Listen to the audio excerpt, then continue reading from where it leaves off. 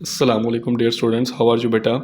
बेटा जी, आज हमने केमिस्ट्री का one of the most difficult concept crack down करना है। मतलब बच्चों को ये कॉन्सेप्ट बहुत मुश्किल लगता है, पर कॉन्सेप्ट है बड़ा आसान है। आई एम श्योर आपने इससे best lecture relative atomic maths के ऊपर कभी नहीं सुना होगा। तो आइए ज़रा गौर से सुनते हैं कि रिलेटिव एटॉमिक मैथ्स बेटा क्या होता है। अच्छा बेटा, मान लीजिए कि आप एक शॉप के अंदर जाते हैं और आप उस शॉप वाले से जाकर कहते हो यार हमको 1 किलो सेब दे दो। अब जैसे बेटा आप उसे 1 किलो सेब लेते हो तो वो क्या करता है, वो 1 किलो का पत्थर एक साइड पर रख देता है और दूसरी साइड पे बेटा वो सेब डालना शुरू करता है, यहाँ तक कि इन दोनों का वज़न आपस में बराबर हो जाता है। और जब दोनों का वज़न आपस में बराबर हो जाता है, फिर वो कहते हैं यार ये तुम अपने 1 किलो सेब ले सकते हो। और अभी जैसा कि आप देख सकते हैं हमारे पास 2 सेब आए हैं 1 किलो के अंदर बिलफर्ज। अच्छा, अब सवाल ये है कि ये जो हमने बेटा सेब लिए हैं, ये तो हमने इस 1 किलो के पत्थर से कंपेयर करके लिए हैं। तो सेम यहाँ पर हम यही करने वाले हैं। आज हम एटम्स के वज़न निकालेंगे, लेकिन चूंकि अब हमने बेटा सेब की जगह एटम के वज़न निकालने हैं, तो एटम का वज़न निकालने के लिए यहाँ पर हमें कोई ना कोई तो मैथ्स रखना पड़ेगा ना, जिससे कंपेयर करके हम एटम का वज़न निकालते हैं। तो अब सवाल ये कि यहाँ पर हम क्या रखें। तो एटम का वज़न, एटम बेटा बहुत छोटे हैं, तो एटम का वज़न निकालने के लिए हम यहाँ पर एटम को ही रखेंगे। तो पुराने ज़माने में हाइड्रोजन के एटम्स रखेंगे और हाइड्रोजन के एटम से कंपैरिजन करके किसी दूसरे एटम का वज़न निकाला जाता था। अब वो कैसे निकाला जाता था, मतलब वो बड़ी एक लंबी चौड़ी स्टोरी है और वो फर्स्ट ईयर की दरअसल केमिस्ट्री के अंदर पढ़ाया जाता है। मैं उतनी बात ही करूँगा जितनी आपकी टेक्स्ट बुक में लिखी है और जो 9th क्लास के बच्चे को समझ आ जाए। बस आप फिलहाल इतनी बात याद रखेगा, पुराने ज़माने में हाइड्रोजन एटम का कंपैरिजन करके दूसरे किसी एटम का वज़न निकाल दिया जाता था, ठीक है। लेकिन इसमें कुछ कमियां थी ना, कुछ गलतियां थी इसके अंदर। तो फिर साइंटिस्ट को लगा यार ये इसको ज़रा पीछे कर देते हैं और अब हम यूज़ करेंगे कार्बन के एटम्स। तो अब साइंटिस्ट ने क्या किया, कार्बन के एटम्स को कंपेयर करके किसी दूसरे एटम का वज़न निकालना शुरू कर दिया। आप इसको ऐसा समझ सकते हो कि बेटा जी हमने यहाँ पर एक कार्बन रखा और कार्बन का वज़न बेटा होता है 12। फिर से सुन लीजिए, कार्बन का वज़न होता है 12। अब कार्बन का वज़न चूंकि बेटा 12 है, तो अगर बेटा मैं यहाँ पर मैग्नीशियम का एटम रखूँ तो मैग्नीशियम का एटम भारी था, कार्बन का एटम हल्का था। तो बेटा जी मैंने यहाँ पर 2 कार्बन के एटम रखे। अब जब 2 कार्बन के एटम रखे तो वो मैग्नीशियम के बराबर हो गए। तो एक कार्बन का वज़न हम आपको बता चुके हैं कि कार्बन का वज़न 12 होता है। तो 2 कार्बन का बेटा वज़न हो जाएगा 24 AMU। अब चूंकि 2 कार्बन का वज़न 24 निकला है तो मैग्नीशियम का वज़न निकला है। क्या ख्याल है? तो कार्बन एटम को हमेशा एक साइड पे रखना है और इस तरफ एटम्स को चेंज करते रहो और इनका वजन कार्बन एटम से कंपेयर करके निकालना, ये कहलाता है रिलेटिव एटॉमिक मास। तो रिलेटिव एटॉमिक मास क्या होता है बेटा जी, कार्बन एटम से कंपैरिजन करके किसी दूसरे एटम का वजन निकालना, ये कहलाता है रिलेटिव एटॉमिक मास। बढ़िया समझ आया। तो रिलेटिव एटॉमिक मास क्या है, कार्बन एटम से कंपैरिजन करके किसी दूसरे एटम का वजन निकालना। अच्छा, ये बात याद रखिएगा कि पुराने ज़माने में हाइड्रोजन के एटम यूज़ किए जाते थे, पर उसमें कुछ गलतियां थी, मैंने बताया। जैसे कि आजकल हम कार्बन के एटम यूज़ करते हैं। अब अगर हम क्लोरीन का वजन निकालना चाहते हैं तो हम बेटा क्या करेंगे, हमने बेटा जी यहाँ पर रखा एक साइड पर 1 क्लोरीन, दूसरी साइड पर रखा 1 कार्बन। तो डेफिनेटली क्लोरीन का वजन ज़्यादा था, तो मैंने यहाँ पर 1 और कार्बन डाल दिया, फिर भी क्लोरीन का वजन ज़्यादा था। फिर मैंने यहाँ पर 3 कार्बन डाल दिए। जब 3 कार्बन डाले तो तब जाकर क्लोरीन के बराबर आए।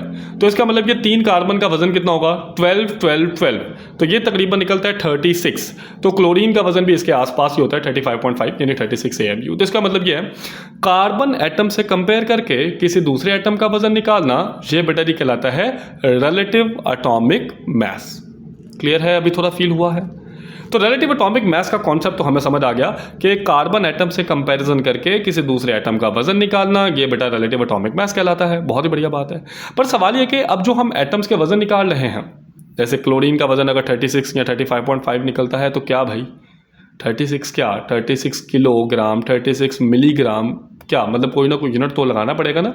जिस तरह अगर आप मार्केट में जाके बोलोगे भाई हमको 2 चीनी दे दो, तो वो बोलेगा 2 क्या, मतलब 2 दाने चीनी के चाहिए, 2 किलो चीनी चाहिए, 2 मिलीग्राम चीनी चाहिए, कितनी चीनी चाहिए भाई।